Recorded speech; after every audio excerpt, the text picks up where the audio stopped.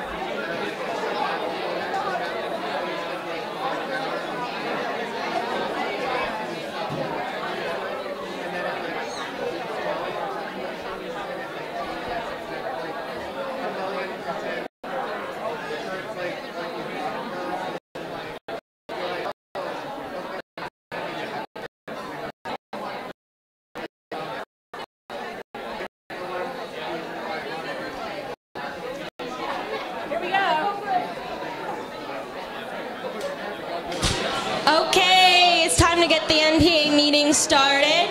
It's time to start winding down on the dinner.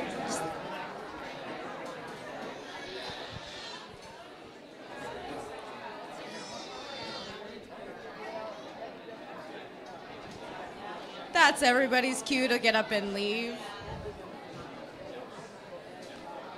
We'll be starting the NPA for April in a couple of minutes. Once you get quiet, be quiet.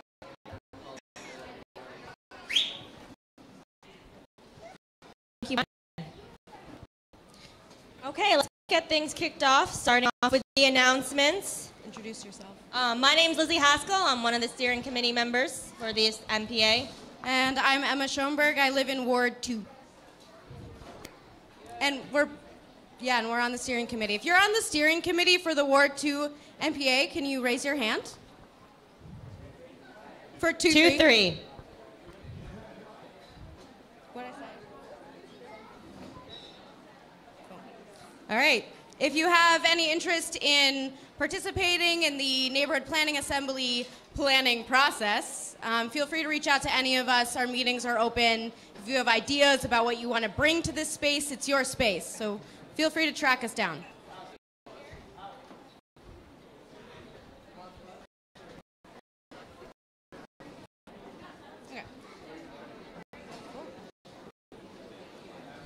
right, so if you remember at some of our last NPAs, we've started doing a survey of what you want to see here in this space, what can make it better, more accessible, bring more people, and bring more of our neighbors in here. So Jim Lockridge is going to do a really brief report back on some of the key highlights from that Neighborhood Planning Assembly survey. Sort of. The results of the survey were all put together in one big long document, which is taped up on the wall on either side of the back of the room. So if you're curious where we landed, with everybody pitching in their comments and all those comments sort of up in a row, you can see for yourself back there. The document, the way you wrote it down, was shared with a lot of city departments and leadership of the city as well. And I want to say thank you to whoever suggested that an improvement to their street would be a community hot tub, because everybody has heard that now. So that's it. Jim, was there one highlight you can share with us? What was your most surprising thing or most interesting thing? Sure. I personally didn't do any analysis, but I did type everything in. And the one thing that stood out without thinking about it hard at all was most people were renters, and most people had issues with weatherization in their homes. So that stood out as and there were top agenda items on the NPA for presentations. And the content that we gathered from these surveys will be feed into the agendas of future NPA meetings. Thank you, Jim. This is all part of an ongoing process to see what we can serve this community with this function. Just a couple of how to do the NPA. I'm seeing some new faces.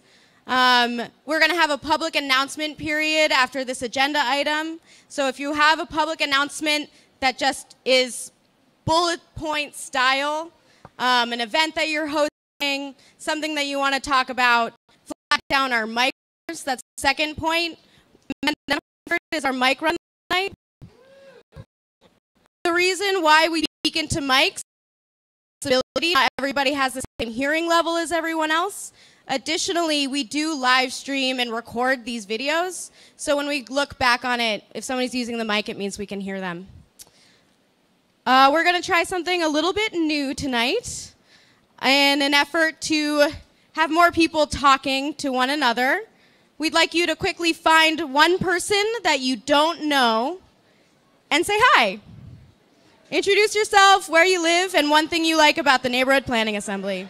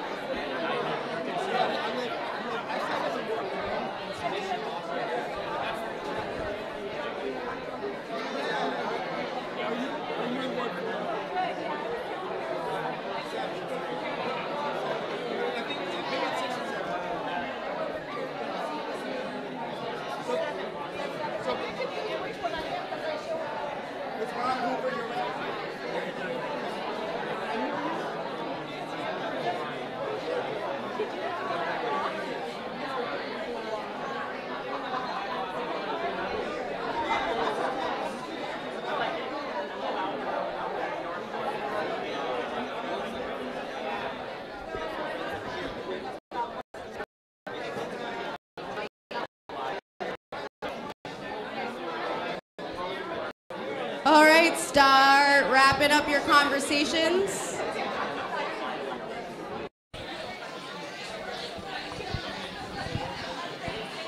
In about 45 seconds, we're going to start the public announcement period. It's a fun part of the agenda. How'd that go for you?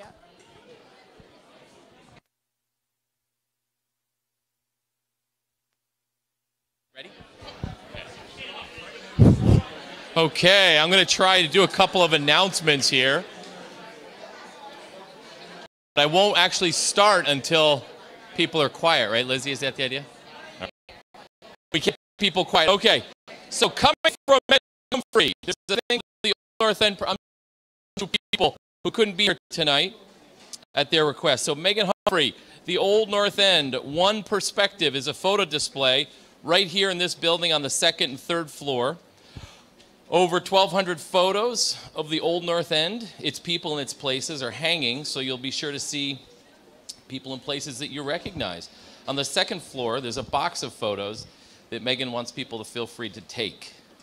The Old North End project is an offshoot of One Perspective. Laura Hale created a website where they're hoping to capture images and stories about the history of the Old North End. Megan's history of the Old North End is there, and we'd love other stories. Home you live in, landmarks in the neighborhood, resident stories of the old days and more. There's a web page which I'll get at through the NPA announcement system. So please help spread the word. Stories the better. So if you have a story to share about either your family or your neighbor or the people who used to own your house, that's the kind of stuff they're looking for. Laura asked me to announce the One Good Deed Fund, which is a organization that helps people in the Old North End, neighbor-to-neighbor assistance for folks who have come upon hard times for one reason or another. They're holding a brunch on Sunday, May 5th from 11 to 1 at the North End Studio. Have food, and we'll celebrate, as she said, wonderful, as in O-N-E, derful, award winners who make our neighborhood a better place. There'll be plenty of time and opportunity to talk to folks and hear about the efforts that people are undertaking. There'll be there with information, provide supplies for folks to make cards that will be distributed throughout the city as just random acts of kindness, and materials for take-home gardening projects. So the One Good Deed event is May 5th. That's a Sunday from 11 to 1 at the North End Studio. And that's it for other people's announcements. I'm going to announce something real quickly that Stu McGowan and I, and maybe some other folks in this room, I'm sorry if I'm not recognizing who else is on this committee, but for the last couple of years, we've been raising money for this building to be the community center that it is now and will become even more of a community center. It is a massive undertaking. People think the city owns this building, so what do we have to do? Well, the city doesn't actually own it. It's owned by Champlain Housing Trust. And in order to get access to lots of tax credit dollars, they have to go through this very complicated ownership structure, which I would never go into. But there's about 15 different funding sources. And then there's the public portion, which is what I'm going to talk about right now, which is a way for the community to get behind this overall project for the community by donating whatever you can. And I really mean that, whatever you can. So Stu, if you could come up and tell people a little bit about what we've been doing and why you think this is a good idea. I didn't think it was a good idea to start with, just saying. The only part about this idea I liked was the fact that I used to be a Cub Scout pack leader, and we used to have our down here. We used to meet. We had other events that happened here. This was years and years and years ago, before it was broadly used by a lot of people. And it was all by the Catholic Church.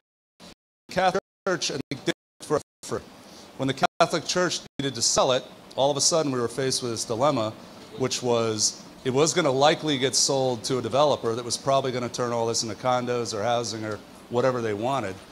And I got the call from Brian, thank you Brian, to come and help out. I've done a lot of capital campaign drives in my time. H.O. Wheeler, when my daughter went there for the first time in '93, was a decrepit, rundown building. And we managed to raise $2.5 million to renovate it. It was a hell of a process. It took me and another dozen people 2 or 3 years to get it done, but we got it done. I've done other projects around the city. I've only ever volunteered to do them for the Old North End. I'm really not interested in spending my time, expertise anywhere else. So when this one came, I sworn off doing any more capital campaigns. They, frankly, any little kids here? Oh, they stink.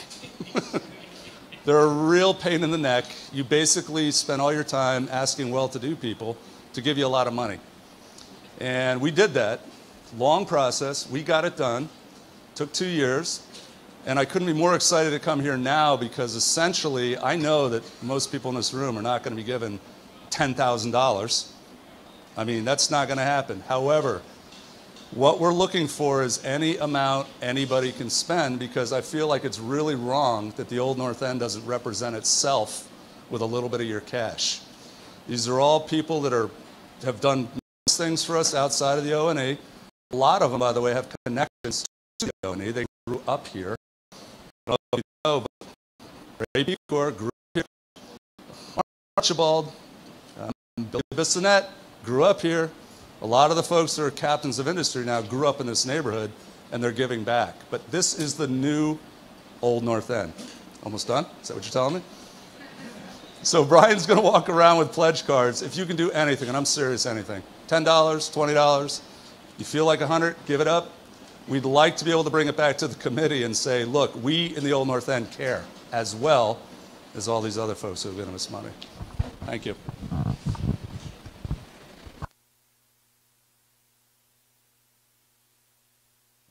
Do we have any more announcements tonight? Okay, looks like we got 3. Kevin, if you want to come on up here.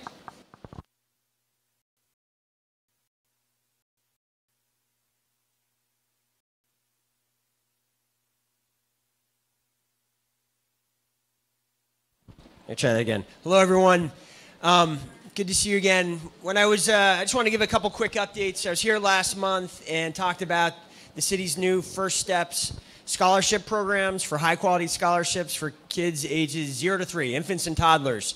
The application period for the scholarship program has been extended until April 26th. So there's still a few more weeks to get applications in. If you know anyone that is interested, you can get help with that application right here in the family room. They've got all the information. And it does take some effort, but there is some real resources to help you through it. So also wanted to just plug for the mayor's book group discussion that's going to next Wednesday, a week from yesterday, April 17th, in Old Spokes Home, which is a discussion of street fight.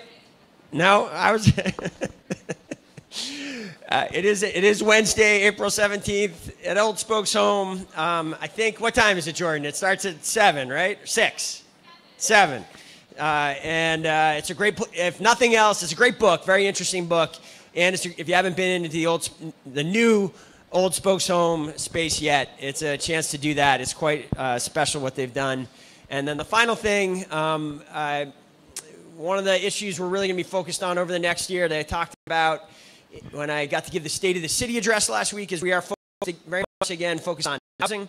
And there's going to be a housing summit in May to kick off what we hope around additional reforms to help create more homes and resources for housing of all types. And we will be pushing out details on that summit in the next few days here. So look for that if it's an issue you're interested in. Thanks a lot. Thanks, Moreau. Who do we have next? I believe we gave the mic out. Hello. Hi, folks. My name is Infinite, former steering committee member. I am here tonight as a community organizer. Work with a small organization called Parents and Youth for Change. We do community organizing work with families who have kids in the Burlington schools and the Winooski schools, and we are hiring a community organizer. So if you are interested in being a community organizer about education issues, please come check me out or look us up on Facebook, Parents and Youth for Change. And thank you for the time.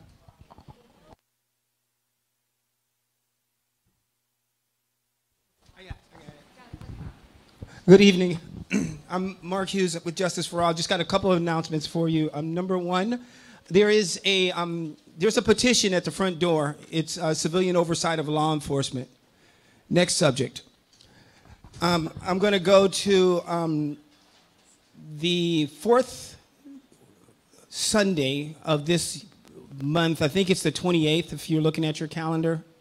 It's the 28th. Jordan said it's the 28th.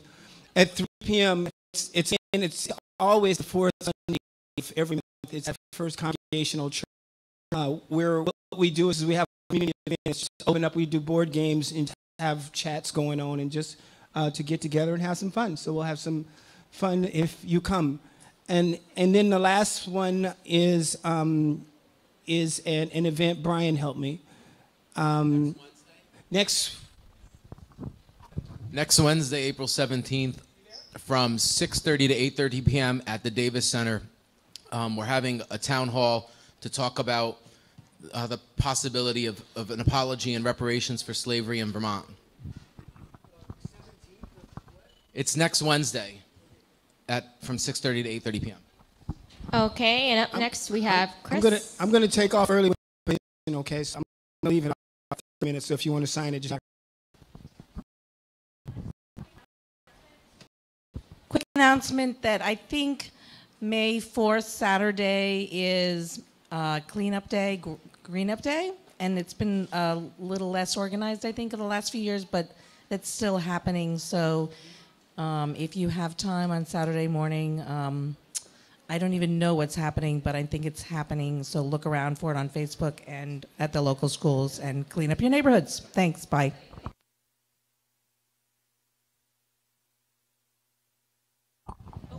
Okay, and one more announcement.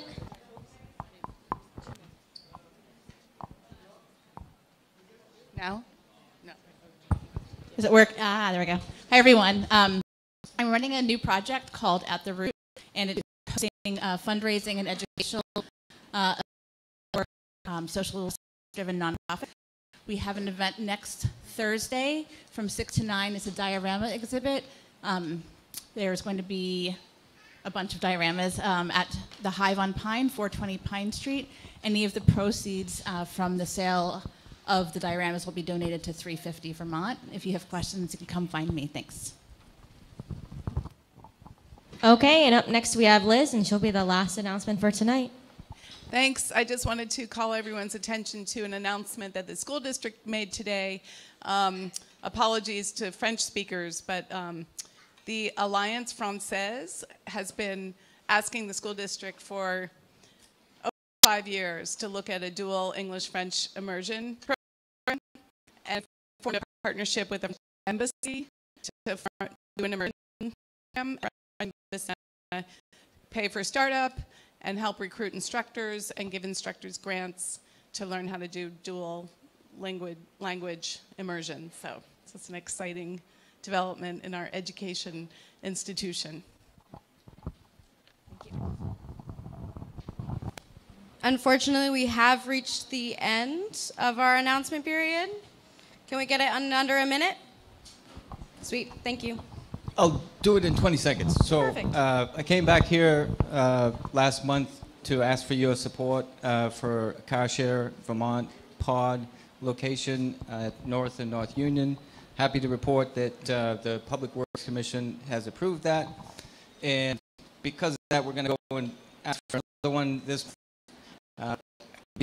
again to support. It's going to be in Ward 3, but it's downtown, and it's for adding our first EV. So appreciate your support there. It will be on the corner of Main Street and St. Paul.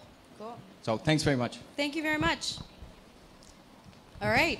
We love report back success stories. Yeah. How cool is that? Tell us when things go right, please.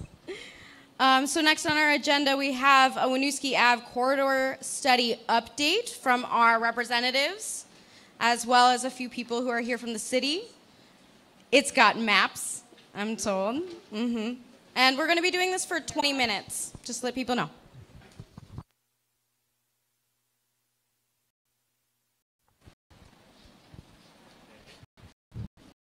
Hey, this is Jake Flanagan. This is Alyssa Faber. We're your representatives on the Winooski Ave corridor study. And Brian Davis, where'd he go? Oh, he's over there setting up the slide. Come here. He's from the Chittenden County Regional Planning Commission, and he's going to walk through some beautiful slides of some work that our engineers have done on different alternatives of what could Winooski Ave look like to help solve some of our issues that we were having and see our new goals. Also on the tables, you'll see this thing. It's got a whole bunch of stuff on it. Take a look, see what you like, scribble on it, let us know what you think, and enjoy the presentation, and I'll keep talking until Brian's ready. If you do scribble on it, just give it to us so we can take all your notes back with us. You ready? All right, I'm going to try to drive the computer and talk at the same time. Thanks for having me. My name is Brian Davis. I'm a transportation planner with the Chittenden County Regional Planning Commission. We were asked by the City of Burlington to take a look at Winooski Avenue. And when I say Winooski Avenue, I mean north and south Winooski, from Riverside Health Center all the way south down to St. Paul and Howard Street, where Shy Guy Gelato is. So the whole corridor, almost 2 miles. I came here last fall, I think in October, to ask for your initial opinions on it. You know, what do you think? What do you like about it? What don't you like? What would you change if you could? I appreciate all of your feedback. Very helpful. The consultant team over the winter took a look and came up with some initial draft concepts, which I'm going to describe for you tonight. I put some big 11 by 17 handouts on tables. I have one of those. I'm going to use that as my reference point as we move along. I have extra copies up here. All right, let's see what happens. Okay, we did all that already. So the city asked us to look at this because they want to create a corridor that is safe, inviting, convenient. It's attractive for people that want to come and use it, regardless of your age, regardless of how you want to get around. They want this to be a corridor that is safe and viable for you to use, and that is our objective. What we want to come out of this is something that is implementable. At the end of this, we will have both short-term and long-term recommendations ultimately adopted by City Council with public support that then the city can go and figure out how they're going to implement each piece. So that's what we're getting for this. On the sheet, it's how we can make roadways safe and better for everyone. This is a snapshot of where we are in the process right now. You can see we've already done some corridor visioning and goals. We did some initial public outreach. We are where the red circle is now, getting feedback throughout the month of April. We're going to take this back to the drawing board, so to speak, over the summer months, refine these based on your input, and then come back to you maybe late summer, early fall with some revised concepts based on what we're hearing, what you like and don't like. You'll see on these 11 by 17 sheets my name, my phone number, my email address. Please be in touch with me. That's my job. I want to hear from you. There's also a project website up there where you can find all of the past minutes, all of the presentations, comments from other people, and so on. This is what we're doing right now. We're going to all NPAs. I was at Ward last night. We're talking about your dinner, so keep up the dinners. Other NPAs are jealous of that. We're going to do some specifics outreach to businesses. We're going to meet with the downtown businesses through the BBA and Church Street Marketplace. We're going to work with Sean at the Old North End Arts and Business District to do an Old North End specific. There are some businesses who want to meet personally. Again, reach out to me. I want to meet you where you are and hear what you like and don't like about that. So through our initial outreach, these are some of the major themes that we've heard. For example, from Main Street to Pearl Street, the downtown section, people feel like it's a little bit aggressive. They feel unsafe. People are speeding, weaving. There's no bike facilities. People are interested in continuous north bike facility. Parking, we're hearing that parking, especially in the upper blocks of the end, is full. We have people that are coming into town and parking on the street so they can work. We have residents that are looking at using that on-street parking. So we're trying to find a way to balance all of these things that we're hearing. Okay, now to the good stuff in the big sheets. On the back page, this is a configuration of what is there now. So starting from the outside in, the blue is sidewalks. There's sidewalks the entire length of the corridor on both sides.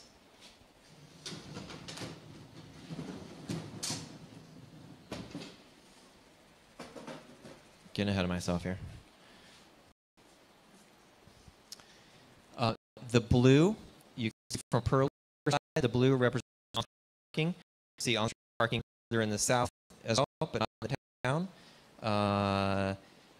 The red or pink, depending on your eyes, are the travel lanes, and the little V's represent the travel direction. Bike facilities are in green, and then the upper part, sort of that dashed green, represents sharrows. So sort of up here in the Old North End, there's a few blocks that have sharrows where bicyclists will share the same lane as autos. So this is where we're starting at. Some of our design goals going into this: the city doesn't want to acquire any extra right-of-way. We're working within the city's current right-of-way as it is. We also want to minimize moving any curbs. It's much cheaper to use the existing curb-to-curb width. That's what we're looking at doing first. You'll see some examples in here where we are looking at ways to create options. Some curbs, but going into it, we want to do right off the bat. And again, based on Plan BTV Walk Bike, we're looking at developing continuous bike lanes in both directions. Some of the areas of focus, I've already identified those, so let's jump right in. So this is alternative 1. I'm going to get my cheat sheet. This alternative adds conventional bike lanes the entire corridor, and what I mean is it's just a striped bike lane. It's not separated, there's no barrier, it's just a striped bike lane. It reduces the vehicle lanes between Pearl Street and Main Street, so that 4-lane cross-section now becomes a travel lane in both directions with a 2-way center turn lane and with bike lanes on both sides. To create that extra space, this alternative proposes moving parking on the east side of the corridor, as well as parking between King and Maple on the west side. And then, so on your big sheet, you've got that schematic, and on the right side, you have the cross sections for reference. With alternative 1, there are a few variations of that alternative, which is on page 2. I'm going to speed through this so that we have time so I can answer your questions. If you need anything clarified on any of these, please let me know. So alternative 1A, on the northern section between Riverside and Decatur, we're looking at widening the curb, which keeps the parking on both sides and adds a bike lane buffer. So this adds 2 stripe for bikers. Alternative 1D, Main Street to Maple Street, a little bit south of downtown. It keeps the parking on the west side, converts the traffic operations south of Main Street to southbound only, and then it adds a southbound bike lane buffer. So if you're familiar with the term dooring, if you're riding a bike next to a parked car and someone opens the door, so this creates a little bit of a buffer to give you some of that safe space.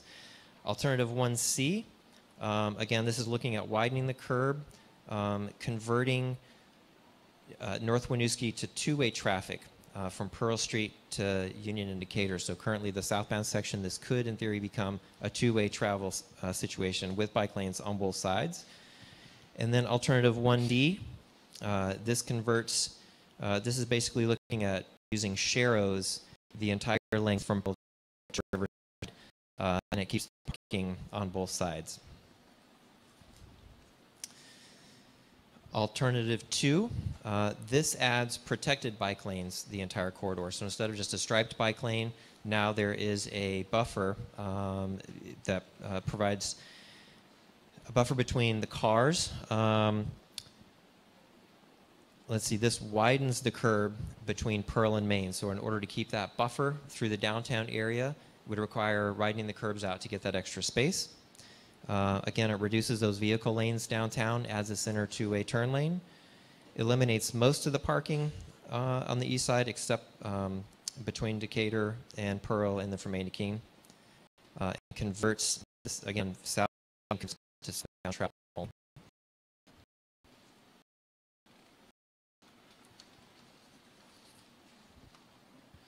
And you'll see on the next page there is an option for alternative 2. From Riverside south to Decatur and Union, this is looking at widening the curb to retain the parking on the west side and create a northbound protected bike lane and a southbound protected bike lane. There's a protected lane option from Decatur to Pearl as well.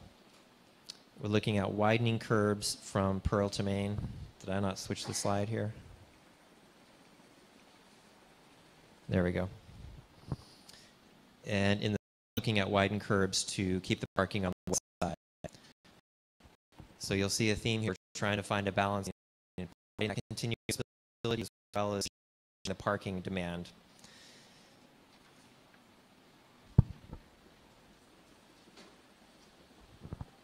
And this is alternative 3, which looks at adding a two-way protected bike lane. So instead of having either a conventional bike lane or a buffered bike lane, this is a protected bike lane. So there's some sort of barrier protecting the cyclists from the cars.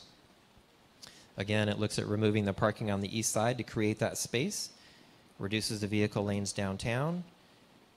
South of Main, it converts it to southbound travel again. And all changes are within the existing curb width. There's no widening in this particular option. I will say at this point, we had a project advisory committee meeting at the end of March. You see the date on this. Based on the feedback, there are other options at play. We're looking at how can we retain all of the parking in the Old North End and still add a bike facility. So is there space within the green space and the sidewalk space? Is there a way to create a bicycle facility and retaining all of that parking in the Old North End? So the consultant team's working on that now. We heard that. Thank you for that feedback. And there is another option was brought up. Can we use the parked cars to create that buffer as a cycling buffer? And so that's another option that we're looking at. So even though this material is pretty fresh, it's not fresh as of this afternoon. So we have a summary using these alternatives. This is sort of a snapshot of changes that are proposed. So next, when we go to the process, well, cut off on this slide, but you can see it on your handout. The things that we're considering, once the alternatives are developed, how will we decide, the trade-offs among each of these alternatives? And again, based on your feedback. I've only shown you cross sections at this point. I haven't talked about intersections. The consultant team has looked at both signalized intersections and roundabouts at all the intersections, and either work. Both roundabouts and signals work at all the intersections mostly.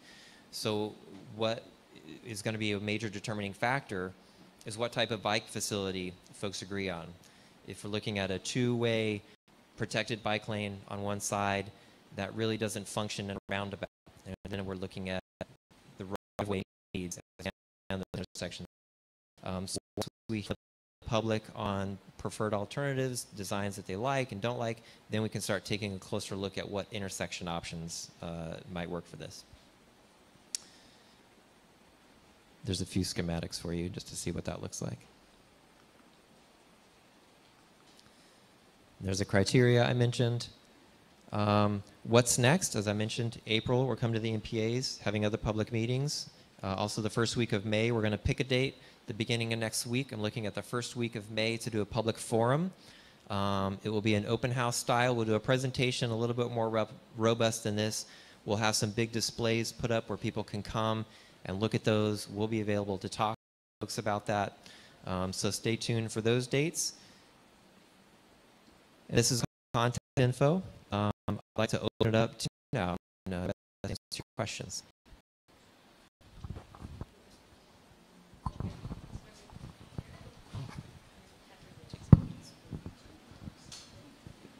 Is it me?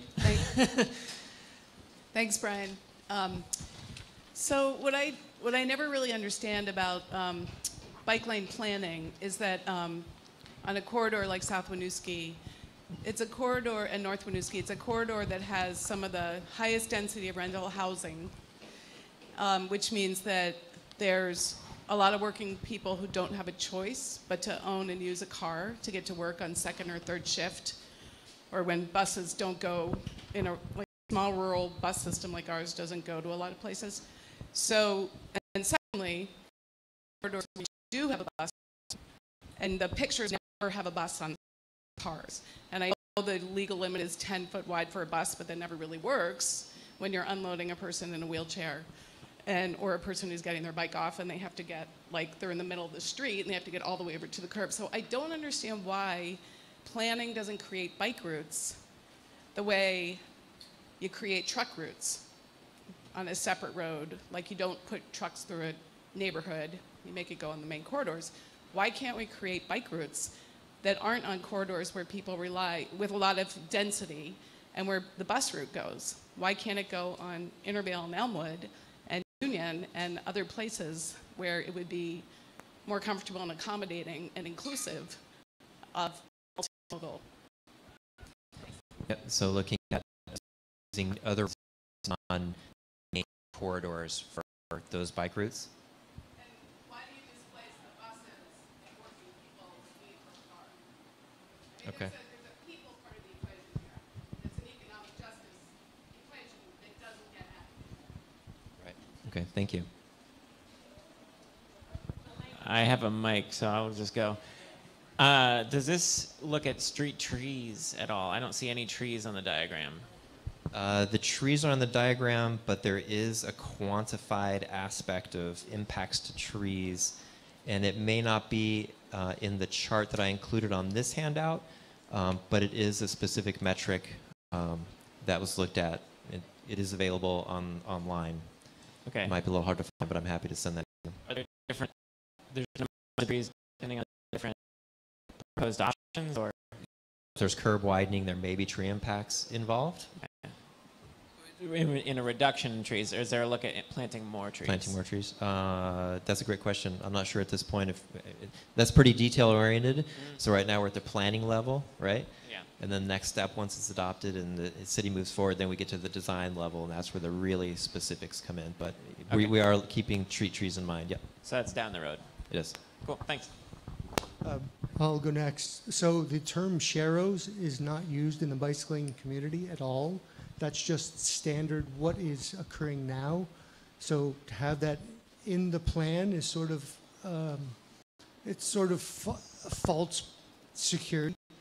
Without bike lanes, they're really not considered bike lanes as we see.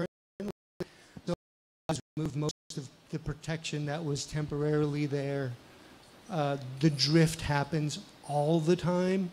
So if you can't allow your 10-year-old to ride their bike on that bike lane, then it shouldn't be considered a bike lane at all.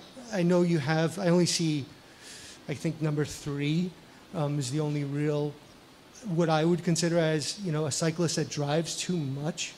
I would be encouraged more had it not been hit several times. The other thing is the economic, I guess to Liz's point, more poor people ride their bikes than own cars. In this city, it is actually true, and I disagree. But it's not our presentation. So just so I'm clear, I'm hearing support for something like Alternative 3 that has a protected bike facility rather than something like a Sharrow, which is just a shared space? Okay.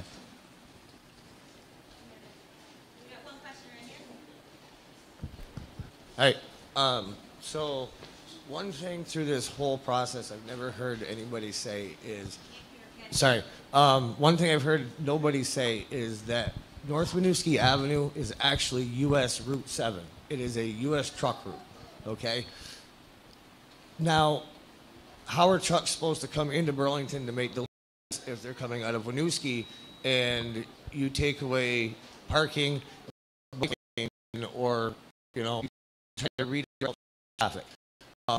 You know, I work in a garage, so of course people bring their cars to me to get work done. We're limited on parking as it is. I know there's another garage down the street, A1 Automotive. They're always packed. They park cars on the street also. So by taking parking spots away, you guys are going to hurt all the small businesses. I mean, the laundromat, there's restaurants, Junktiques. I mean, be honest, you know, if you go buy a dresser at Junktiques, you're not riding a bicycle. You're going to drive a vehicle to go pick it up. But if there's no parking, they can't go there to pick it up. So ultimately, it's going to cripple all the small businesses on North Winooski. You know, not only that, it's going to drive property values down because people will not be able to rent parking because there's not enough parking as it is. So I know there's a parking building next to me. They don't have nearly enough parking spots for the number of units they have, let alone for 2 cars per unit. So the overflow goes on the street. You know, I've actually written up a couple a couple diagrams, which I'll give you afterward, of how things can be, accommodated, and make everybody happy. Where we can keep the parking, keep the lanes the way they are, make actual bike lanes and everything. And, yes, it does involve widening, but it doesn't really impact the green space and the trees. And it can be done without costing a lot of money because the sewer and water systems need to be redone anyway. They can do it all when they redo that. So I'll give them to you afterwards. So. That'd be great. Thank you very much. Appreciate that. Last, you can clarify your definition between protected and buffered, and all the different types of bike lanes that you have talked about, and your thoughts about what has been put up in the last year or two, and if that's something that you would continue thinking about using, because it's pretty ineffective and unsafe, and wondering if you can clarify what a buffered or protected bike lane would look like from your perspective. Sure. Yeah. Thank you. So sharrows are simply shared lane markings. You can from Riverside down to past Dolan's. It stops at Decatur North Union. Those are sharrows. It's a couple chevrons above a bike symbol in the travel lane, which lets the bicyclists know that's where they're expected to ride, outside the door zone, lets people driving bicycles on the road. If we're looking at trying to get our young folks in the community riding bikes, that's not the safest option, nor is it for inexperienced people who don't like riding in traffic. The conventional bike lane is just a striped white bike lane designated with markings and signs. Minimum is 4 feet wide, 5 is better, 6 is great, which is what you'll find south of Decatur. That nice wide bike lane south of Decatur to almost to Pearl Street. Better, but still, if you want your 10-year-old to bike, probably not where you want to send your 10-year-old by themselves. Buffered bike lanes are 2 feet wide. It's a little bit better. I think on Union Street, that's probably a 2-foot buffer, except that is now protected with the bollard in the road. The difference between buffered and protected is width. Protected lanes generally want that 3-foot buffer with some sort of displacement. It could be a vertical thing between it, such as a bollard or a planter. It could also be a horizontal displacement. It could be raised up above the level of the roadway. Some folks who travel to Europe and come back and say, why are the bike lanes the same level as the roadway here? Can we raise them up, if not to sidewalk level, can they at least be a couple inches higher? So that's a different way to separate that space for cyclists from motorists. So there's different ways out there. And again, you'll see we haven't, in these representations, you may see some flex posts in the concept designs. We're just showing that as one idea. There's numerous ways out there to create a protected bike lane. We're looking for feedback on those as well. Hi. I was wondering about how much research there's been into year-round protected or just bike lane use in places that have winter like we do. Just my experience as a year-round cyclist is that the protected lanes on Union are completely unusable, and then I'm ending up just being in the road, and cars are like, get in the bike lane, and it's like, you try riding in that, so that's been problematic for me, but I also realize that probably there's so few of us who really ride all winter, and there's so many needs to accommodate. Just wondering if it's been looked into in terms of winter like this and dealing with Works on projects like this, and through my work at the Regional Planning Commission, we do often look to sister cities that experience the same type of snow events. We can agree we had a lot of snow that started early this year. It makes places like Union challenging to ride. Maintenance is always a challenge. The other aspect of that is connectivity. If you're in a bike lane that suddenly ends and you're forced to ride in a lane, we're trying to create facilities that keep current users riding, but attract new users into those facilities. So now, instead of just looking at using sharrows or striped bike lanes, we're trying to delve into buffered and protected lanes for people biking. And then it does come down to a level of maintenance. Challenging in winters like this where we have a lot of snow, but there are other places that do that. always learning from. Hey, thanks. Hey, thanks, Ryan. I'm back here, Jacob. There's a lot to talk about, not enough time here, but there is a email sign up back here. So if you want to learn more about this, stay more involved, put your email down here. We'll stay in touch with you. Thank you.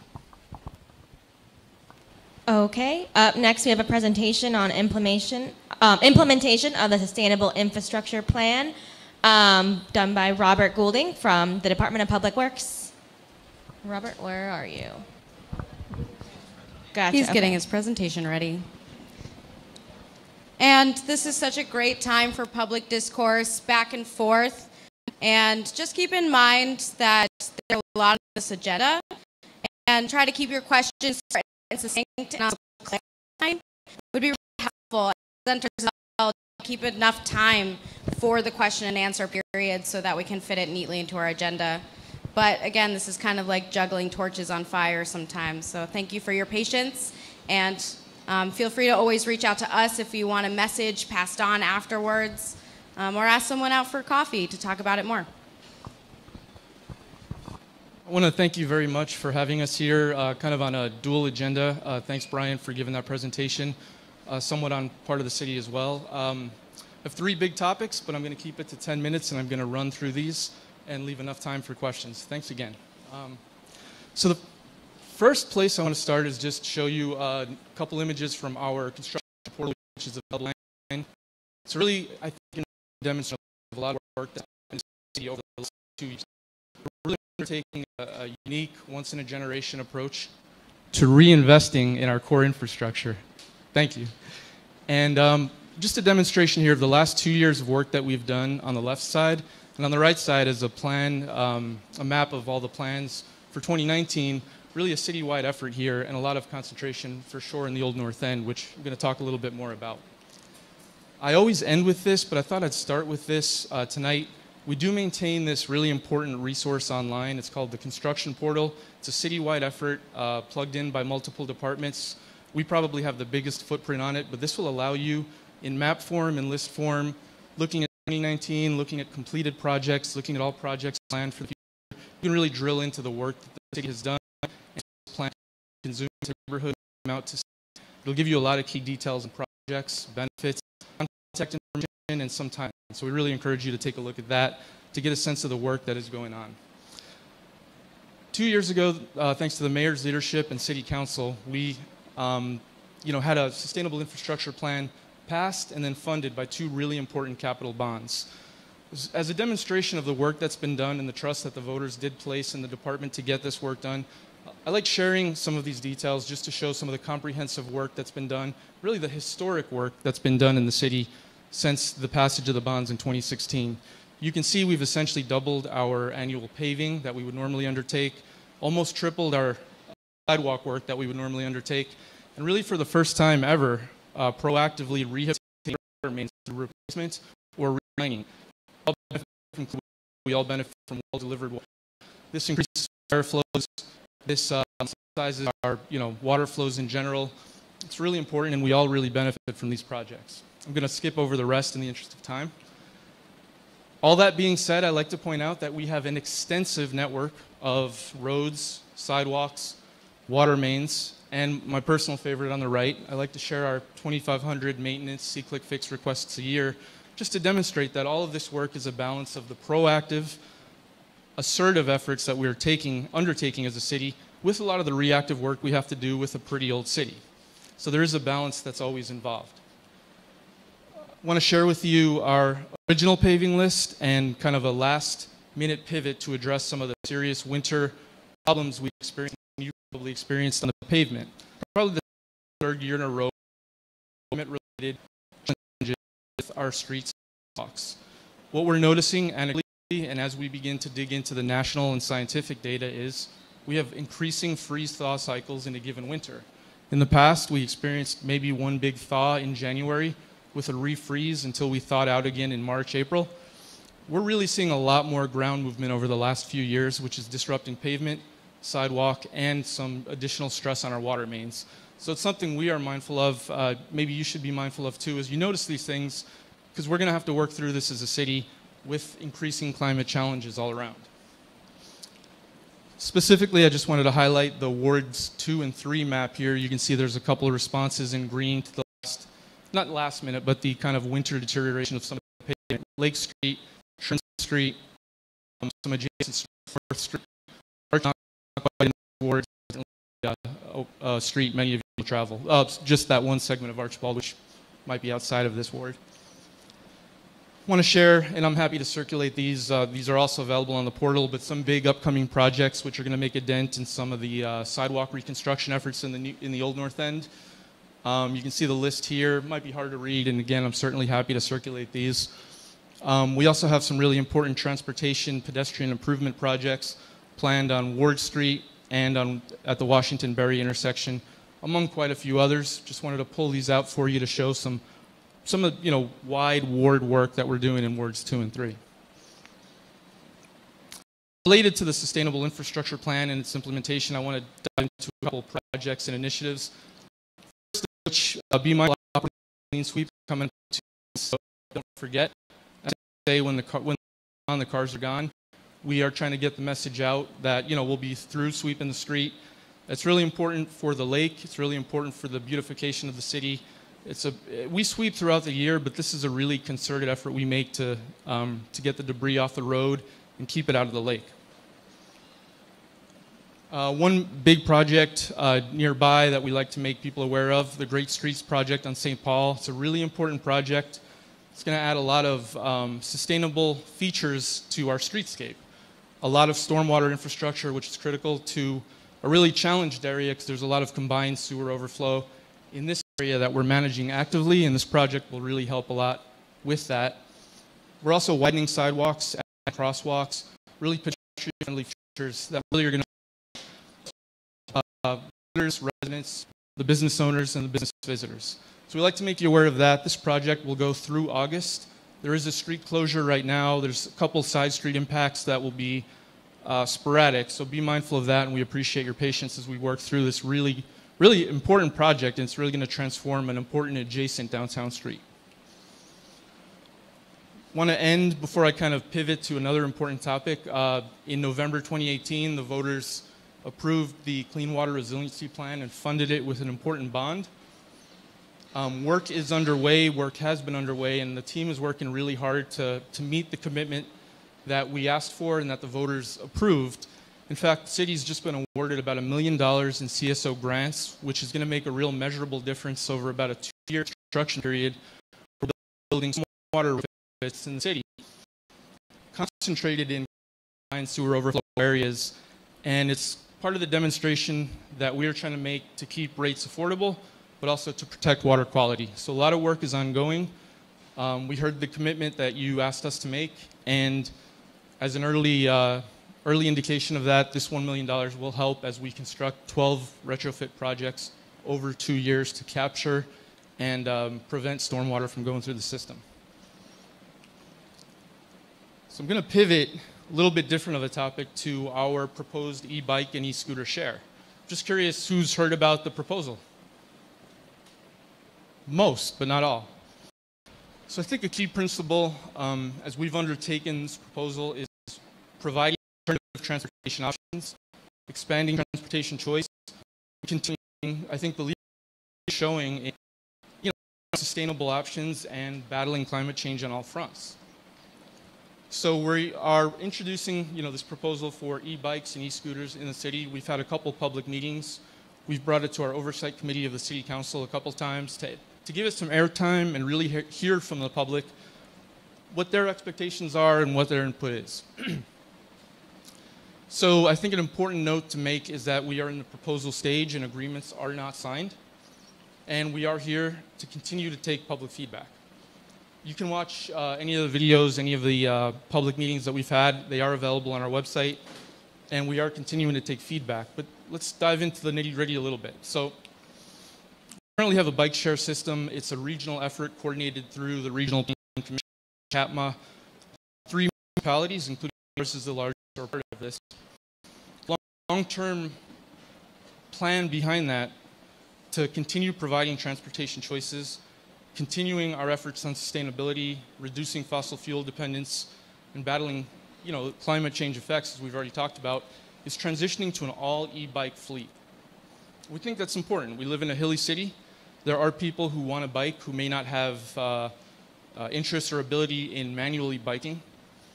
There are people who don't own cars, who might need to commute to work, might need to commute for recreation, might want to take trips. This helps people on the first mile and the last mile.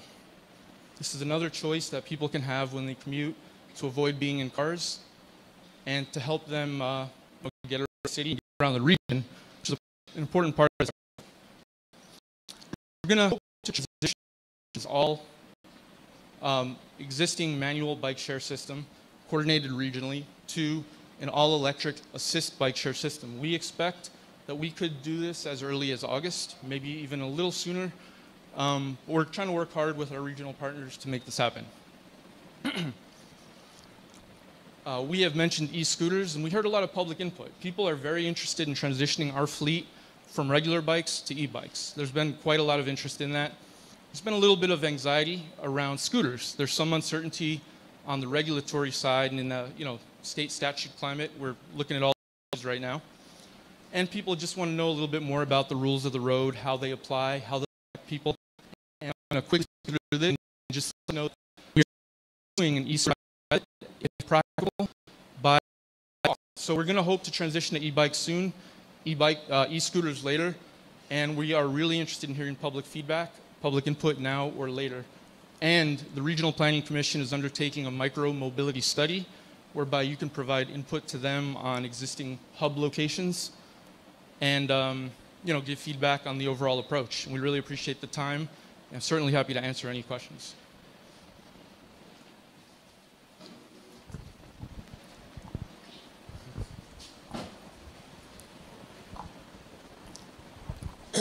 Hi.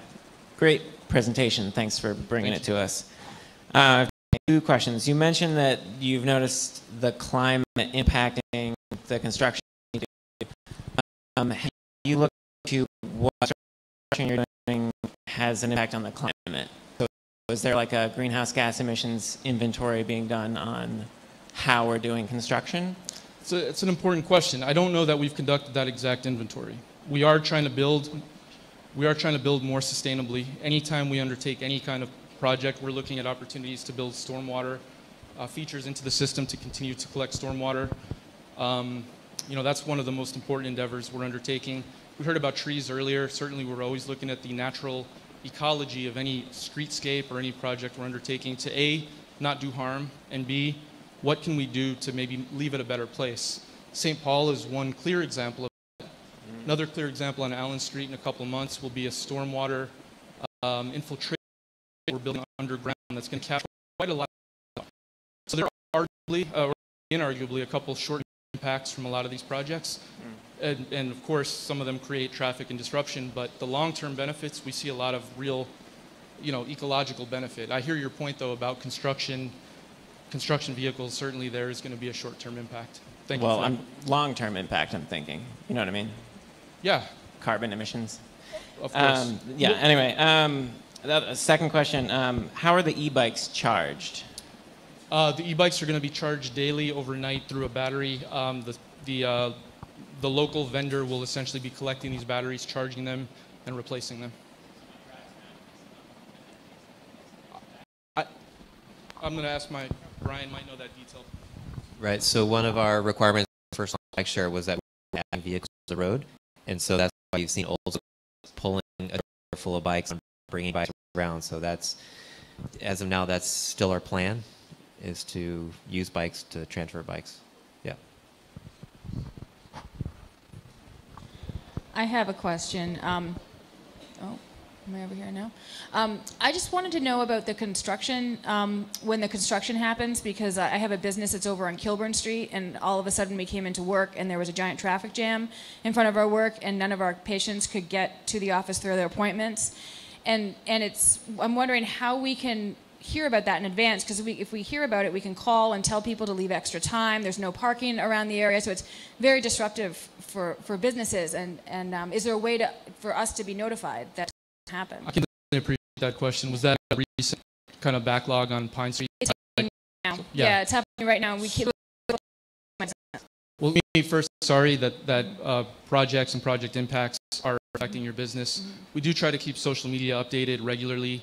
We do try to keep Front Porch Forum updated. We mentioned that there would be some side street impacts. I'm not sure that I got into the nitty-gritty that this could affect your business down on Kilburn. And yeah, it's sorry. pretty much all the businesses there, but we'd love it, you know, if that's going to happen. The whole entire street is owned by one person, and so just contacting like Pomerleau Property Management will get all of the businesses at least on that street, and that happens to us a few times a year. So I think that just to know that and somehow to be able to just paper or reach out to the businesses would be really awesome, so we could plan for it. We are trying to do that and trying to do that more, but we obviously missed you here. I'm sorry about that. Pine Street corridor was very active last year. A lot of people of the pavement. This year there's a little bit less of that, but you'll still have impacts like this. So thank you for that feedback. Yeah, awesome. That would be great. Thanks. I have a question. Can you explain over here? Oh. Hi. Can you explain the rationale of getting rid of all of the manual bikes and replacing them with the e-bikes and the scooters? Yeah, well, I think the industry is rapidly shifting. A lot of the feedback I think that we've heard is that there are different abilities. E-bikes provide a whole range of options, whether you want to use the electric assist or not.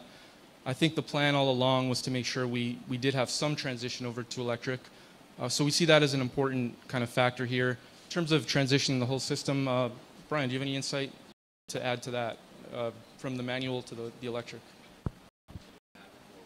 Or why transition? We see a big benefit because it acts more people being able to use the entire fleet, whereas if somebody took a manual bike from one location to another location, you might not be able to activate as many people using that bike if somebody really would prefer to rely on an e-bike. Sure. There are people just with different abilities who might choose an e-bike because of the assist. I think that, yep. It doesn't make sense to me based on who we are as a community and also where we are thinking about moving forward, that we wouldn't have manual bike options for a lot, and especially if I'm thinking about visitors are coming or people I know or myself who prefers a manual bike, to have those options. In addition, I hear what you're saying about accessibility, and so I think there are options, but to get rid of the manual counterproductive to what we're trying to do with the environment right now. Thank you for sharing that. I think one of the main challenges we had from the first phase of the system is that just by looking at the map where they start and where they end, bikes always ended up downhill and they were not winding up back uphill until they were collected and brought up. And so, we're working with a vendor who is making their own choices that I think many of which in principle we're agreeing with, because they're going to help with larger impactful goals related to sustainability. I hear your concern. That right now is the likely plan that they're pursuing that we would probably move forward on. But that is going to be feedback I can take back to see if there's any other thought going into that. And remind you, Brian does have information you can share that back. All the feedback you questions like that one in the study that Brian is coordinating for the region. I have a question about the e-scooters. My understanding is that the e-scooters can be programmed to not function in certain parts of the city, and the thought now is to have them not, maybe I'm too close to you, to have them not work or just turn off on Church Street. So is that true, and are there other parts of the city that and I've also heard that they're going to be docked and not dockless. Is that right? That's right. I guess I didn't launch into some of those important details. This would be a docked system. One of the issues that others who maybe did this in a less needed thought is wound up with dockless system. So we are pursuing a docked model, so there's a little bit of predictability and coordination behind this. I already forgot the important first question. That there are certain, that it's possible to shut them off in certain parts of the city. There is for safety, maybe. There is geofencing technology which allows variability on speed limit based on where you are, and would, I think, be able to shut the equipment down with a warning to the rider as well ahead of time. I think for bikes it would transition to just manual mode only. So that is a technology that is viable. Other cities have adopted it. We're very interested in that. We want to work through a careful, thoughtful process to figure out where that would make sense to use or not, of course. But that's an important question. It's a technology that's available for this model that we are interested in. Okay, it's to wrap it up. We got to move on to the next presentation. Thank you so much, Robert.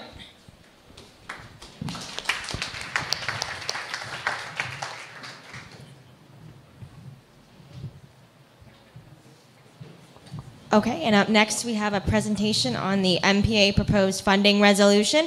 This was first proposed last month and discussed, and now we're bringing up again. Jim, you ready?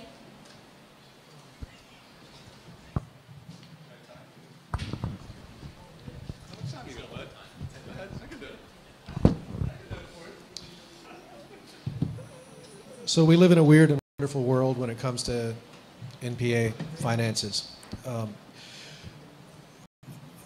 few weeks back, NPA steering committee started to discuss a follow-up to address some of the whiteboarded issues and needs and wants that were expressed last June by the NPA here. And at every steering committee meeting, we move that along a little bit, whether it's agenda subjects or addressing the specific needs that were noted. Some of those needs were request for a website and for childcare at NPA meetings.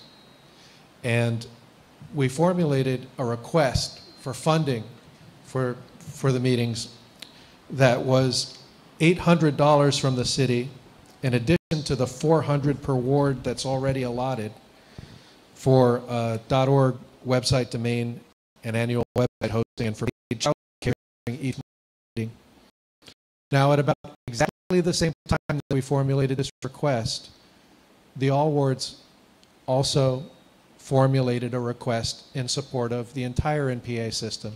That request was for $2,500 per ward for each ward that each NPA would be able to distribute, to utilize as it saw fit to serve its mission.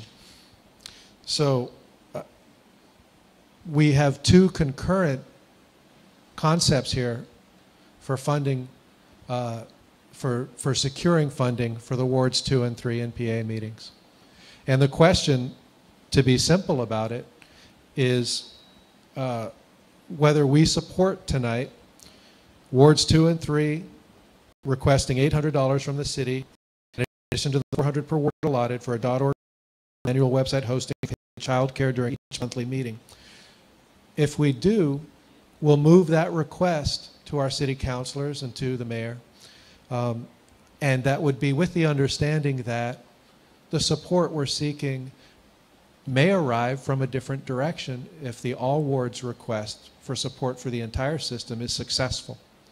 So I don't think I think we can look at this as covering the bases and being responsible to ourselves and the needs that we've identified for ourselves and stepping up to ask that those needs be met, and whether resources materialize through this specific request, if it were to pass tonight as a resolution, or to arrive via the All Wards request of the mayor and the county. You know, I think happy either way. But for the sake of formality and drawing this question to conclusion, I think I'll pose the question to you. Is this a resolution that the NPA supports? Am I doing this correctly, Emma? I'm going to look to the expert because I'm perfectly happy to yell into a microphone, but that doesn't mean I know what I'm doing here.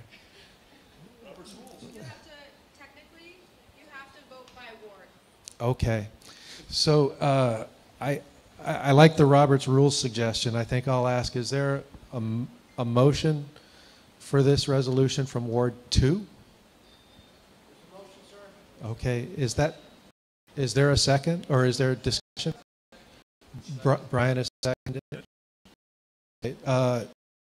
Scott, is there anybody who'd like to comment or contribute to? Sure. Are we spending that $400 on a website? Okay. this request for $800 is for a website and childcare, and this request is in addition to the $400 that we expect annually from the city. That's correct. Yeah. Yeah. Oh.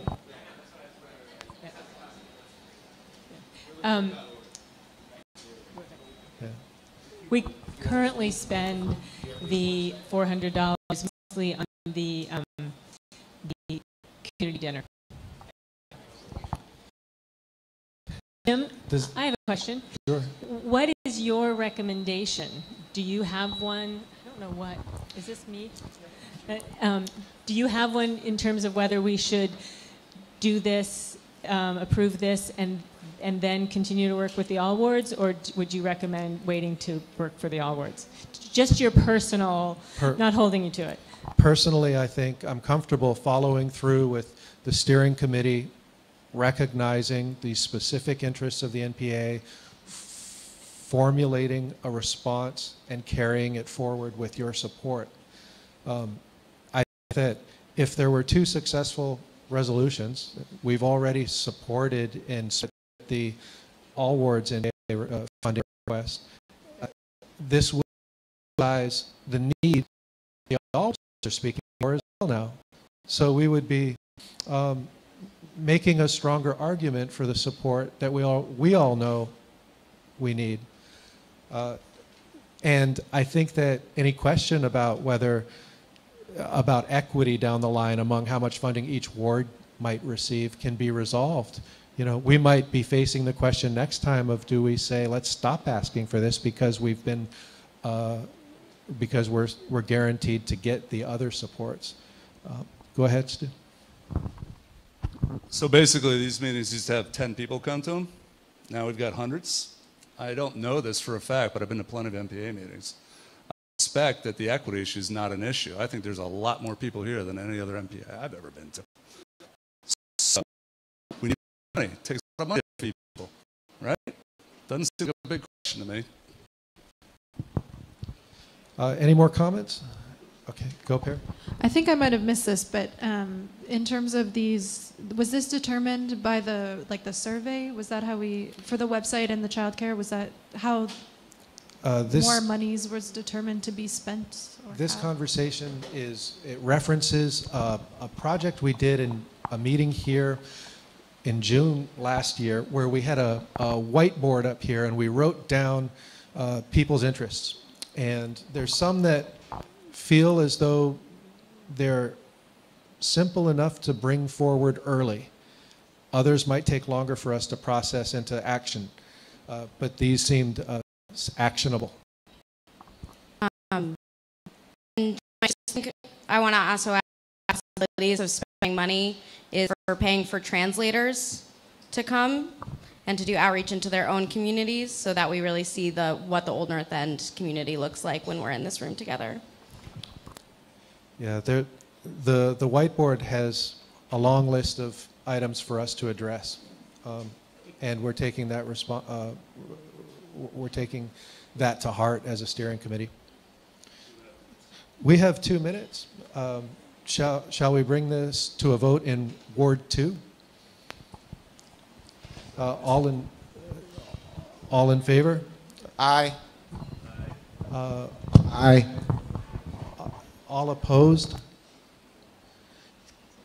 I'm not seeing opposed. I'm assuming that means we're in Ward 2. So we'll ask this question. Would somebody like to move this resolution forward in Ward 3? Thank you. Is there a second? Thank you. All in favor? Any opposed? It looks like it passes in Ward 2 and 3. So thank you. We'll move this forward.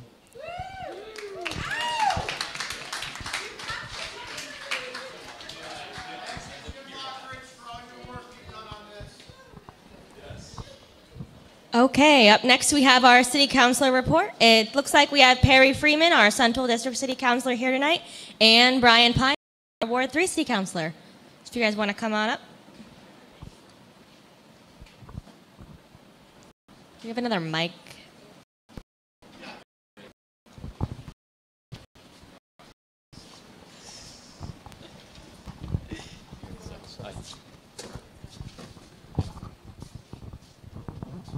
Are they on? Hello, hello. Okay. I can go first. Okay. I'm Perry Freeman, Central District City Councilor. Just got sworn in on April 1st.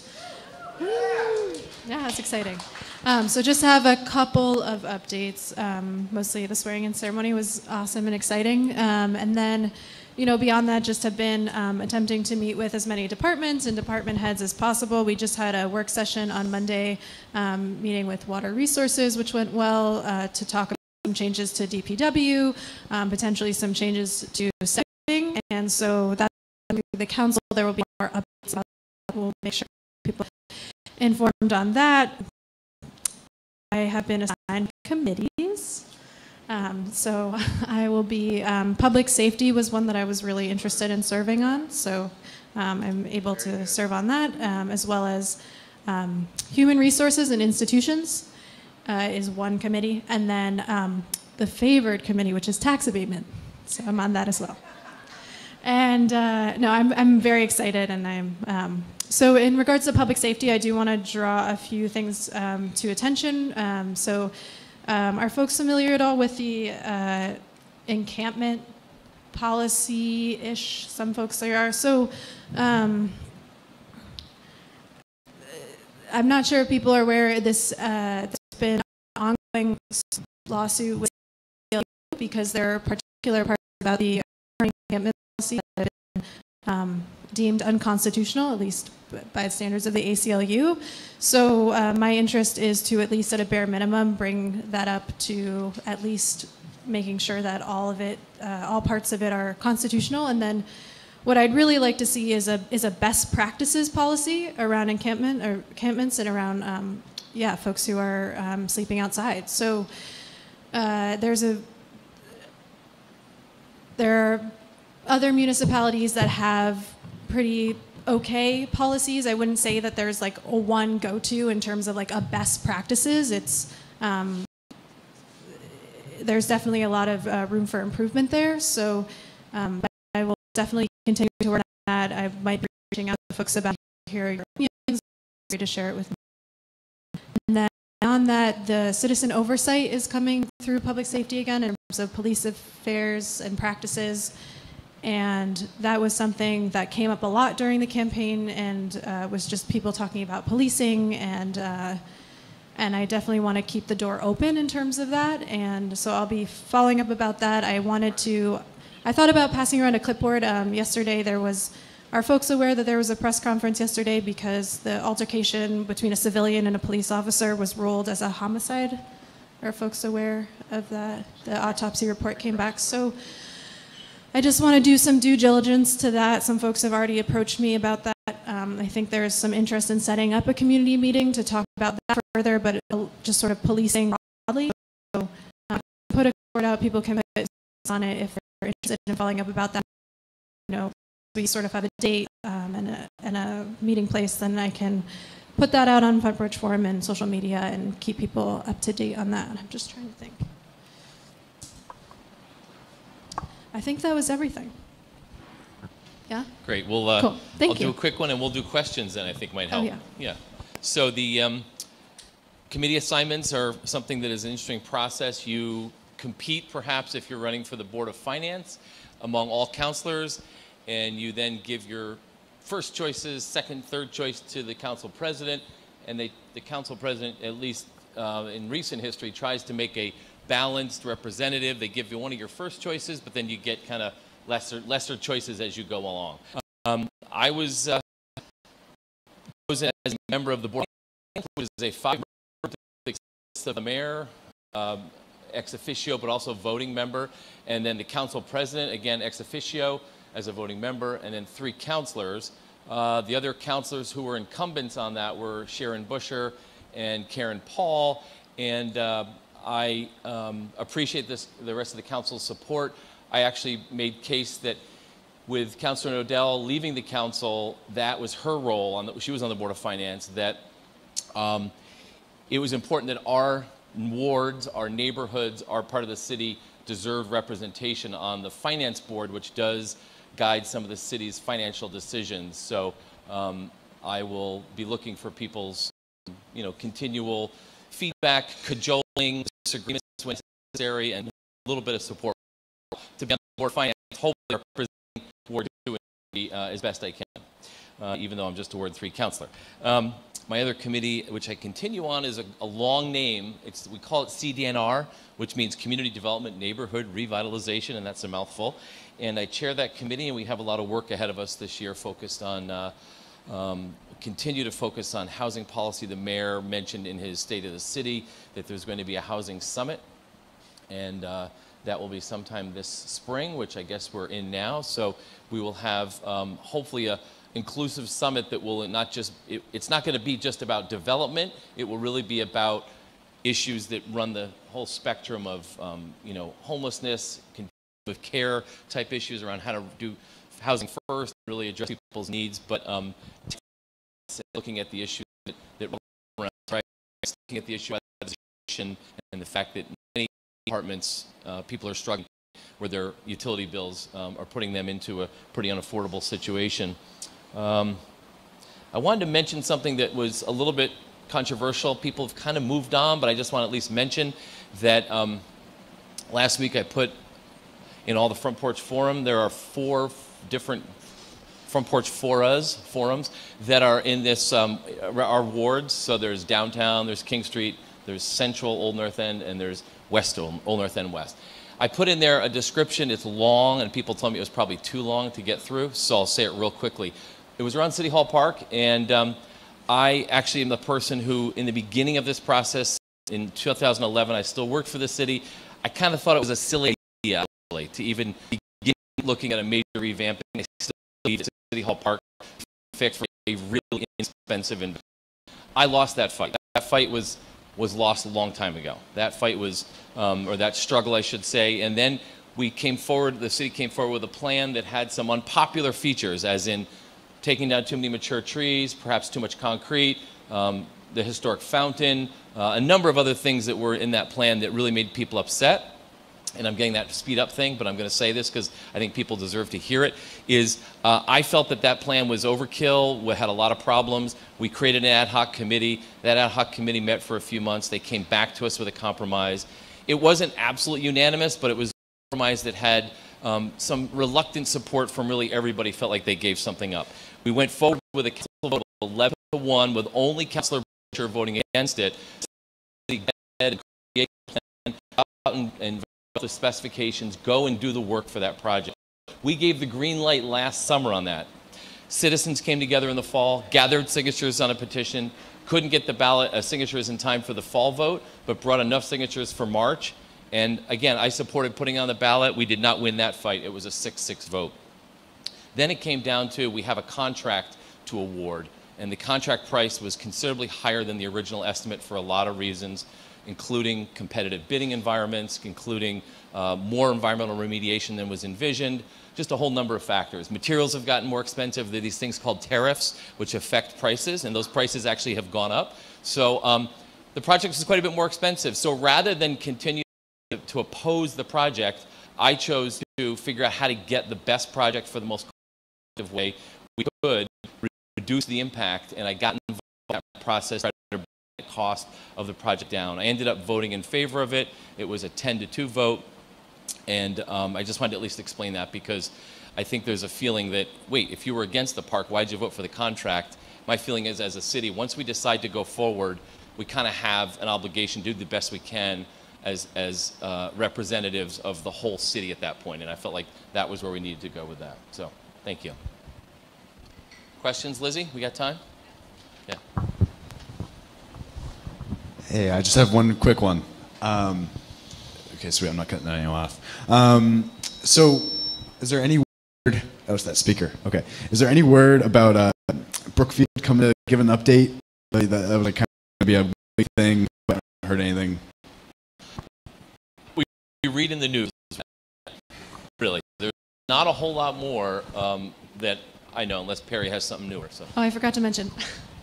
So there was also a new counselor orientation, and there was the consultant on the project, which is Jeff Glassberg, who came to chat with us a little bit about that. And I think it's public knowledge that Brookfield is essentially like Don is not really so much in the mix anymore, and Brookfield is. So that was sort of part of that briefing. And then beyond that, I kind of chatted with Jeff a little bit afterwards about maybe bringing in Brookfield. Is this something that you're, I don't, about, he mentioned it basically to this point of bringing folks from Brookfield to to engage the community more. I think folks definitely feel like they've been left in the dark. So I can follow up about that and kind of blast that out and try to push for that more if there is interest in that. And I think it sounds like that could be something that could happen. Andrew. Yes, hi. Unfortunately, there was a shooting on the corner of Clark and Grant. And I've talked to both of you that my number one concern is always everyone's public safety. Perry, I'm really glad you're on that committee, but that's frightening. It's discouraging. It's happened several times in the last couple of years in the Old North End. And I was told that man is still in the hospital in a coma, so I'm praying for him. And, it's just very frightening, walking home from here, walking down that, and to me, it's a primary issue. So, Councillor Pine, Councillor, I'd like to hear your take on a sad situation. Thank you. I don't think I have a whole lot to say other than it's incredibly tragic, and the person who is suspected of committing the crime has not been apprehended. I know that, so I know that they don't know where this person is. I think it's obviously a much deeper issue around the root causes we could spend an awful lot of time on. The police department has a certain amount that they will tell the public around investigations, open investigations. So again, this is a case where we probably know as much as the public knows through normal media. Yeah, very much so. And I agree, it's incredibly sad. And I would echo sort of Councillor Pine saying that there's a holistic sort of look at this in terms of public safety and the causes of crime. And that's something that I think we need to address going forward, is sort of the systemic things that need to change in order to address that. Beyond that, I think something that's come to my attention through this campaign and through community work is just thinking about restorative justice and what do we do when things like this do happen. And that's something that I'm interested in looking into more, and I'm very open to hearing more about resources about that. But I would say largely crime and the construction of crime is just, it's about a systemic sort of and inequity. There's a lot that goes into that, and it is very sad, but I think we need to do a lot to improve the system to reduce crime in the pubs is of great importance. This will be the last question. Yeah, my name is John McDonald. I was on the Green Mountain Transit bus that morning. We got trapped on Grant Street because it was very difficult to get out of there. We're talking a 45-foot bus trying to back around all of the concrete that's in that roadway at that point. It's extremely dangerous, and it's got to be removed. And that's right in the right-of-way. And this day showed this is an active shooting scene. There were a lot of cruisers, a lot of fire equipment, but nobody that could actually help us because they were all on the perimeter. And so those cones have to act as, it's right over here. They have to act as a warning. They need to be removed. It's as simple as that. And it's long with Elmwood Avenue, one way, wrong. Are you referring to the concrete areas that are in Elmwood? In the middle of the road. Okay, yeah, There's a travel portion of the roadway. Yeah. Are these a temporary Bollards, like plantings and stuff? greenway sort of project? Okay. Well, anyway, we were not able to get out quickly. I was able to direct the bus back because I've experience in this, and we were able to get out of there, but then again, it was a 45-foot bus on a 26-foot street, on streets that are narrow anyway. Those barricades got to come out. They're a hazard. Thank you. That's it? Right. Okay. I think that's it. Up next, let's see, do we have Up next, we have a presentation from the Director of the Burlington Parks, Rec, and Waterfront Department, Cindy White.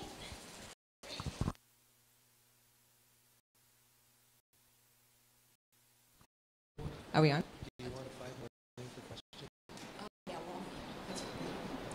All right, let me just grab my stuff over here in the corner. So my name's Cindy White, Director of Burlington Parks and Rec.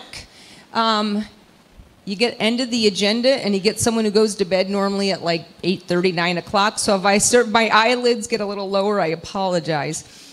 So one of the things that we're trying to do is make sure people know about Penny for Parks.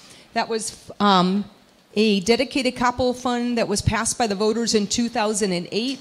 And we've seen a decline in the number of requests that we're getting direct from the community. And we realize that probably that's because a lot of people don't know how to put a request in. So we're coming here to wards 2 and 3 to just make sure you understand how do you put an application in for parks. On the table, there was right on the front worksheet, and we're going to kind of lead you through how you can put a Penny for Parks application. So this is a map of all the parks in the city, and Penny for Parks works not just for parks but also for community gardens.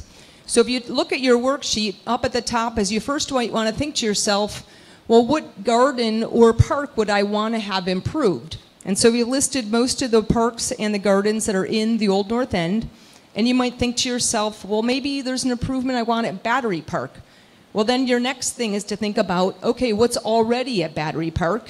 Is there anything missing? Is there anything that needs improvement? So that's kind of some of the things you're thinking about as you're, filling out a Penny for Parks application. And then the next part on the worksheet are school Penny for Parks applications. So some of the things we're thinking about is there an environmental impact benefit? Will it improve the lifespan of the equipment? Is there opportunities for us for programming? Does it align with our master plan?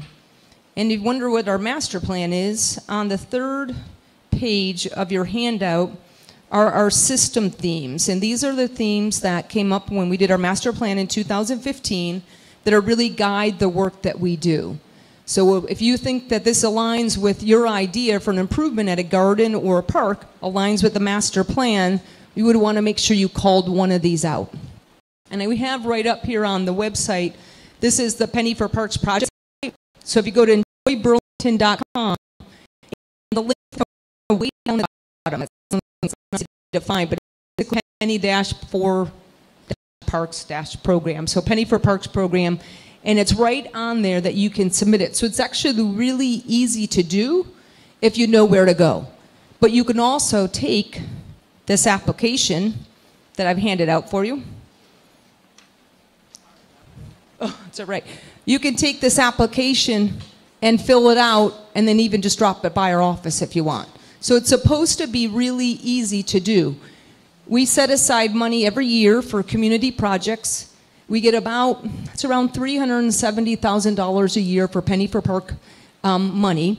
A lot of it goes to larger projects that's deferred maintenance in our park. For example, in FY20, one of the projects we're looking at is the Shell Park, which is pretty much just needs a lot of improvement. So we're going to be putting some money into South Champlain Park. We've been working on a lot of the tennis courts, getting those rehabilitated. One of the ones we just finished is Szymanska Park. Some people that's in Winooski, but it's not. It's actually in the city of Burlington. It is in the city of Burlington. It is. Yes, I know that. That's your old neighborhood? So Szymanska Park, we just renovated the court out there. It was in really bad shape. And one of the cool things about that park is how we renovated it. It's no longer 2 tennis courts. It's 1 tennis court, 1 pickleball court, and 1 lacrosse court, or also known as cane ball. And if you've never seen that sport played, it's really pretty cool, and it's used pretty much every single day all summer long. The lacrosse court is used for American families, and it's a pretty fun game to play with your feet, kind of like hockey. Before I go too much further, I want to just say this is what happens to you when you are a retired park and recreation professional. You become a flight attendant, and then you tell your friend that you're going to be overnighting in Burlington. This is my good friend Marilyn. She is based out of Memphis, and she told me that she was going to be stopping by, and I said that would be great. We can go for a lovely walk. And then about noon, I found out that I was going to be presenting at the NPA tonight. So I sent her a text and said, what do you think about putting your Park or Rec hat on and coming to a community meeting? So I'd like you guys to welcome Marilyn to Burlington. So that's a bit about what penny for perks for the application. I really want to make sure people have time to ask questions. And Brian, where's Brian Pine? Are you right in front of me? Thanks for punting right before I got up here. So Brian gave the opportunity for those questions. Thanks. That was really wonderful. All right, so if anybody has any questions, I'm happy to take them for anything. I mean, it could be about penny for perks, but also if you have any other perk projects or questions for what's going on with Parks Rec. Jim, go ahead. Thank you. Is this fund available for improvements to new bump outs, green belts that have been extended? So the question about new green belts, this is specifically for parks. It's in the resolution, it has to be a park, or it has to be a park that's listed in ordinances, or a community garden that's listed in ordinances. For example, we were money for cemeteries and can't use penny for parks, nor impact fees at cemeteries because they specifically have parks, or penny for park impact fees can only be used for parks. Penny for perks can be used for parks and community gardens. So I can't help you out on the bump outs. Is there a deadline? There's no deadline. So we take these year-round rolling applications. If it's something simple, it might be something that we can just kind of make happen right there. Or if it's something more complicated, we might need to work through, I'm not sure why that's squealing, sorry. If it's more complicated, it may be something that's got to get in the swing. So we put $45,000 is what we have set aside for the community-driven projects. If you had something that's, say, more than $45,000, it's like a much larger project. It's really going to be in line and ranked with a larger for maintenance and park. So it's not hard to bring a big project. If it's new, it doesn't necessarily mean it won't happen, but just know that it's going to get ranked against playgrounds that are falling apart. It's going to get ranked with tennis courts that are needing to be completely refurbished. So really big projects sometimes, hint, hint, Sean, have to get fundraised for.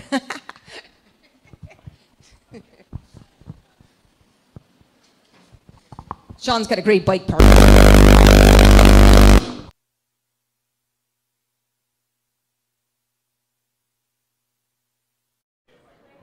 Anyway, this is nothing specific, but I guess we're about a year into your tenure, and we were so excited to have expertise here in the city. What's your perspective on Burlington? How you settled in big trouble? A lot of work. What's going on? Great. So it's been about a year and a half that I've been here, and I want to thank everybody for being super welcoming. I felt welcome and supported into the community. I'm one of those bike riders out on the bike path and out in the bike lanes, and I really appreciate having a safe place to bike here in Burlington. So what's the status of our park? Someone asked me that. I think it was Perry that I was meeting with, and she kind of was asking, it's like, you know, what would you give your parks? What kind of grade? And I was like, okay, Waterfront Park is about an A. It is beautiful down there. We've invested a lot of money. We're finishing up regrading the main event area. Everything should be all set for the marathon. It's going to be a tight one, but we should be all set for that. So Waterfront Park and A. We've got parks that are like C's and D's. Need a lot of work. That's something we're going to be working on as we put some money into more of them into compliance. So playgrounds need a lot of work. We have just the smallest grounds crew you can imagine for the number of parks that we have. We've got 4 full-time people that have to do all the grounds work throughout all our parks in the city. We do have some support. We work with corrections. They help out. They were actually just out at the cemetery yesterday doing a lot of the raking, bringing the leaves out, so that's a help along with seasonals. So some of our parks are definitely, you know, in the C-type area, but we're working to bring those all up. But it's not for lack of really hardworking people. That's one of the things Marilyn was asking me when we were driving over here. She says, tell me about your staff. What's your staff like? And I'm like, we have amazing, incredibly dedicated, creative, technically savvy staff. And they all work really hard for the city and really care about the city. So it's just a matter of job they need to do their job right. And I feel like also like not get in the way. That's another part of my job is not to, I came out of Rutland, which is I was much more hands-on. So I'm learning a little bit of that balance of, you know, where can I support politically, but not sort of getting in the middle of it. I have a question. Are there, I know in other municipalities there are friends of parks, and you know, parks have kind of independent support. Do any of Burlington's parks have that? Do you recommend that? What are your thoughts on that? So we do have the Friends of Letty they formed, was that 8 or 9 years ago, with the whole sort of of the disc golf, get united about that. But when they were done kind of sort of fighting that, it was really amazing that they didn't just say, oh, we won that battle, now we're done. They stayed formed together. They do some cleanups twice a year at the park. They're regular users of the park. They let us know if there's things going on. So we do have a Friends of Letty that they're also really a good go-to first resource for me to talk about some things that we're thinking about the parks. For example, Sean in the bike park, one of the first groups we met with when we were thinking about something at Letty was we met with the Friends of Letty. What do they think? Because they're there all the time. So they're great to have. I know there's been some thoughts as far as Pomeroy Park. There's a lot of challenges going on at that park as far as dogs going into the playground, which is set aside for children.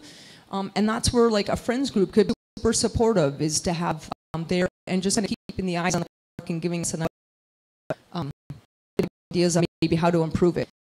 Pomeroy will be getting new standards. Just letting you know, the new basketball standards will be going up sometime this spring. They've been ordered. Okay, I think that's time to wrap it up. Thank you so much, Cindy, for coming out tonight.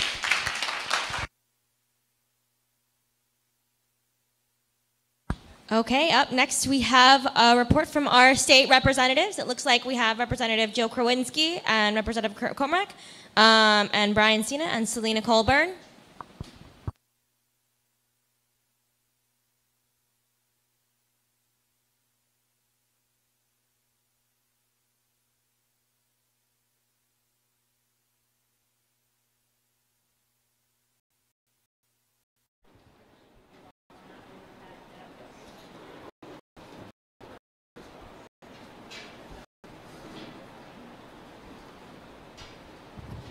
We're going to make sure the mic situation's okay here. All right. Hi, everyone. I'm Representative Jill Krawinski. I represent the Old North End in downtown, along with Kurt McCormick. And we're just going to quickly give a couple of updates on things that we're working on and then open it up for questions, because that's what we really, really want, is to get your feedback and what you're interested in hearing about. So I'm going to cover 3 things. One, as you know, with the developments happening in Washington, D.C. and the Trump administration, reproductive rights are under attack. And so we are taking action in the House and the Senate to come up with a 2-tier approach to ensure that everyone in Vermont has their reproductive rights no matter what happens in D.C. So in the House passed to be H57 makes access to abortion fundamental right and really keeps in practice what we've had for the last 46 years in Vermont, in making sure that we're just enshrining that so that no matter what happens in the Supreme Court, we're safe here in Vermont. And we're working on that bill in the House, which we did pass over to the Senate. The Senate's been working on the long-term strategy, which is to change our Constitution to say that access to reproductive rights is a fundamental right in Vermont. The constitutional amendment process takes about 4 years, so that's why we felt the strategy was important to have both bills go through. So I anticipate both of those pieces of legislation passing this legislative session. The other thing I want to mention is that last week, the paid family and medical insurance leave act is my favorite thing to talk to you all about. And the bill that we passed gives 8 weeks of universal paid family leave time for new parents to bond with a new child, and 8 weeks to take care of a sick family member or yourself. And so that bill is off to the Senate. And we're really excited to get that back and to send that to the governor. And then the last one was our child care bill that we passed. I have to tell you, I got more constituent emails on child care so far this session than anything else, so I'm excited to report that we invested in over $10.5 million in a program that would increase reimbursement rates and loan programs for child care providers. It does a couple other things too, but this is something that a lot of people have, and we were excited that we could make this investment in child care centers across Vermont. Hi, I'm Brian Chena. I live in Ward 2. I represent part of the Old North End and most of the East District. I'm going to speak with you about two bills related to social justice. One of them is the Ethnic and Social Equity Studies Bill. It was H3, and it actually is Act 1. It was the first bill signed into law for this biennium. And this work's been going on for many years. What this bill does, or what this act does, is it creates an Ethnic and Social Equity Standards Advisory Working Group. And this group will look at how to include the contributions of prominent racial and ethnic groups in the United States, including other indigenous people, people of African, Asian, Pacific Islander, Chicanx, Latinx, or Middle Eastern descent, and social groups, including women and girls, people with disabilities, immigrants, refugees, and individuals who are lesbian, gay, bisexual, transgender, queer, questioning, intersex, asexual, or non-binary. And the bill creates a working group that will have 10 members appointed by the Ethnic and Social Equity Studies Coalition, and those 10 members must represent the groups that I just read, and 2 of those members must be high school students, and then the other 10 members of that 20-person advisory group are a combination of education professionals and government officials. I'm not going to read them all to you, but I'm happy to do that with you later. Details. And what this group will do is review standards and recommend additional standards that will increase cultural competency, increase attention to the groups I mentioned earlier, promote critical thinking, and try to eradicate racial bias, and do this by improving the curriculum of schools and creating a more inclusive and welcoming school environment. And so this bill, once it became an act, it goes into effect, and that group will organize itself, and it will provide the legislature with a report in March of 2022, and it also gives recommended additional standards to the State Board of Education, and they have to adopt those by June 30th of 2022. So that's an Act 1. It was a victory to try and improve in our schools and create a society that's more inclusive and welcoming to all people. The second bill, effort, I should say, because there's 2 bills involved, involves Indigenous Peoples Day. There was a House bill and a Senate bill to replace Columbus Day with Indigenous Peoples Day. Both bodies took testimony on these bills and advanced the bills, and the Senate passed theirs out first, but because the House already did all the work, the House committee will pass the bill out this week. It will come to the floor of the House next week, and we anticipate it will pass. There is some resistance, but we're getting a sense of overwhelming support. And if this bill passes the House, or I should say when, I'm optimistic, when the bill